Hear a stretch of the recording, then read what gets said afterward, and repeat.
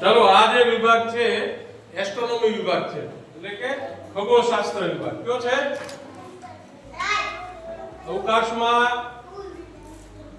રાશિ નક્ષત્ર પરિભ્રમણ કોને કહેવાય પરિક્રમણ કોને કહેવાય એ જાણવા માટે સરસ મજાનો એક આ વિભાગ છે ઉપર આ ડોમ છે એ ડોમ દ્વારા રાશિ અને નક્ષત્ર તમને સમજાવવામાં આવે આ પ્રકારથી તારા ગોઠવાયેલા હોય સમૂહ ગોઠવાયેલા એ પ્રકારની એની રાશિ થાય જુદા જુદા ચિત્રો છે રાશિના ખબર છે રાશિ એટલે શું તો એક આ સરસ વિભાગ છે આ વિભાગમાં તમે ખગોળશાસ્ત્રને સહેલાઈથી સમજી શકો ઉપર દેખાય છે